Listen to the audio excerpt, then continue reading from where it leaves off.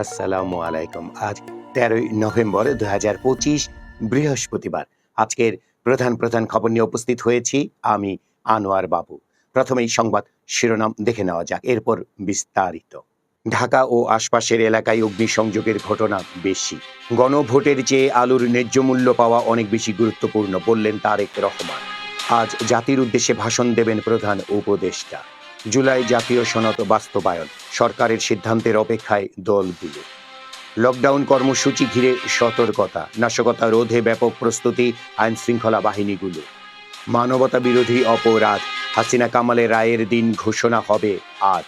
দাবি না মানলে যমুনার সামনে অবস্থান নেওয়ার হুঁশিয়ারি জামায়াত সহ ৮ দল। এনসিপি নেতা নাসিরুদ্দিন পাটোয়ারি বললেন ১০০ বছরের চেষ্টাও বিএনপি গণভোট ঠেকাতে পারবে না। ঋণ খেলাফিদের দেশ ত্যাগে নিষেধাজ্ঞা চায় ব্যাংকাররা। প্রাথমিক শিক্ষক বিজ্ঞপ্তি প্রকাশ, দ্বিতীয় ধাপে ৪,১৬৬ জন সহকারী শিক্ষক নিয়োগ। গাজীপুর ৬ আসন বহালের দাবিতে টঙ্গীতে মহাসড়ক অবরোধ। শপথ নিলেন হাইকোর্টের ২১ বিচারপতি। সাবেক এমপিদের আনা ৩১ গাড়ি যাচ্ছে জনপ্রশাসন। বিএনপির সিনিয়র যুগ্ম মহাসচিব রুহুল কবির রিজভী বলেছেন সরকার বিএনপির বিরুদ্ধে ষড়যন্ত্র করছে। মধ্য বাড্ডায় মেসে গুলি করে হত্যা একজনকে। সিরাজগঞ্জের রায়গঞ্জ ও উল্লাপাড়া উপজেলার ফুলজোর নদ থেকে ২ জনের লাশ উদ্ধার করা হয়েছে। জাতীয় পার্টি ও ১৪ দলকে সংলাপে চায় না গণ অধিকার। চাঁদপুরের ফরিদগঞ্জে গুলি করে হত্যা, ডাকাতে ডাকাতে চিৎকার করে পালালো দুর্বৃত্তরা। ময়মনসিংহের হালুয়াঘাটে মেঝেতে বাবার ও বিছানায় মেয়ের গলাকাটা লাশ উদ্ধার। ৮০ লাখ টাকা মুক্তিপণ দাবি, অপহরণের ৪ দিন পর মিলল কেমব্রিয়ান শিক্ষার্থীর লাশ। ডেঙ্গুতে আরও ৫ জনের মৃত্যু, হাসপাতালে নতুন করে ভর্তি ১,১৩৯ জন।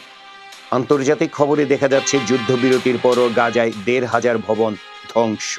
এরপর রয়েছে বিনোদনের খবর, আর বিনোদনের খবরে আজকে দেখা যাবে নির্মাতা মাহমুদ দিদারের জন্মদিনের খবর।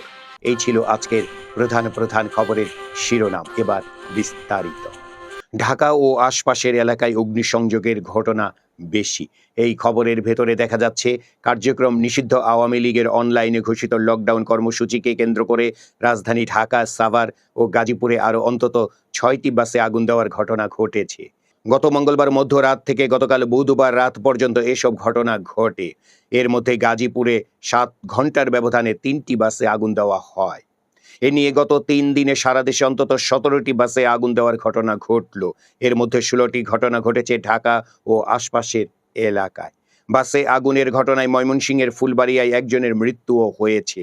এর বাইরে গতকাল রাত ৯:৩০টার দিকে তেজগাঁও রেল স্টেশনে ট্রেনের একটি পরিত্যক্ত বগিতে আগুন দেয় দুর্বৃত্তরা। বাসে আগুন দেওয়ার পাশাপাশি বিভিন্ন স্থানে ককটেল বিস্ফোরণের ঘটনা ঘটেছে।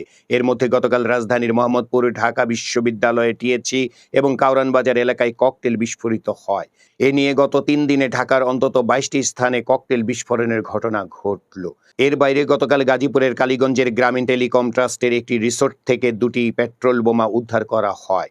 মঙ্গলবার গভীর রাতে ব্রাহ্মণবাড়িয়ার বিজয়নগরে গ্রামীণ ব্যাংকের চান্দুরা শাখায় জানালার কাঁচ ভেঙে পেট্রোল ঢেলে আগুন দিয়েছে দুর্বৃত্তরা।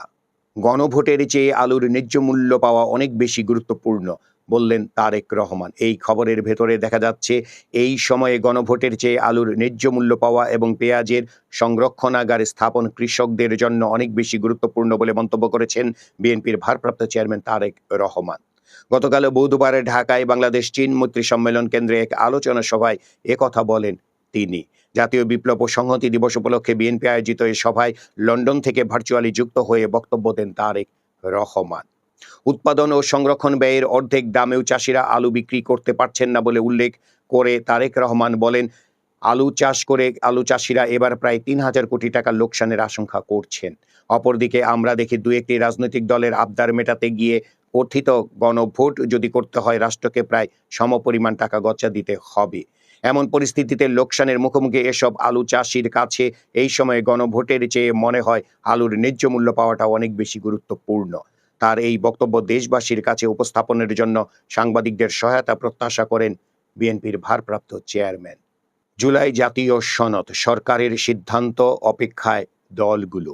এই খবরের ভেতরে দেখা যাচ্ছে দীর্ঘ আলোচনার পর স্বাক্ষর হলেও এখন বাস্তবায়নের পদ্ধতিতে আটকে আছে জুলাই জাতীয় সনদ ২০২৫।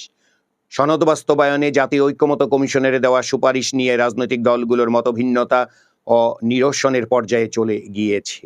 আলোচনার মাধ্যমে সমঝোতায় আসতে দলগুলোকে সরকারের পক্ষ থেকে 7 দিন সময় দেওয়া হলেও কোনো সমাধান হয়নি।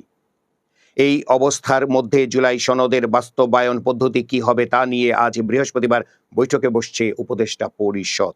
এই বৈঠক থেকে সরকার কি সিদ্ধান্ত দেয় তার অপেক্ষায় আছে দলগুলো। সরকার সংশ্লিষ্ট সূত্রগুলো বলছে, জুলাই জাতীয় সনদ বাস্তবায়নে জাতীয় ঐক্যমত্য কমিশনের সুপারিশ কিছুটা সংশোধন করে আদেশ জারির প্রস্তুতি নিচ্ছে সরকার। 15ই নভেম্বর আদেশ জারি হওয়ার সম্ভাবনা রয়েছে। আজ উপদেষ্টা পরিষদের বৈঠকে জুলাই সনদ বাস্তবায়নের পদ্ধতি ঠিক করা হবে। এরপর তা রাজনৈতিক দলগুলোকে জানিয়ে দেবে সরকার। চাঁদপুরের ফরিদগঞ্জে গুলি করে হত্যা, ডাকাতে ডাকাতে চিৎকার করে পালালো দুর্বৃত্তরা। এই খবরের ভেতরে দেখা যাচ্ছে চাঁদপুরের ফরিদগঞ্জে মোটরসাইকেল দিয়ে ধাওয়া দিয়ে আরেক মোটরসাইকেল আরোহীকে গুলি করে হত্যা করেছে দুর্বৃত্তরা।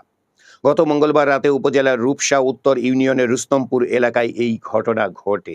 প্রত্যক্ষদর্শীরা জানান, গুলি করে হত্যার পর ডাকাতে ডাকাতে বলে চিৎকার করে পালিয়ে যায় দুর্বৃত্তরা।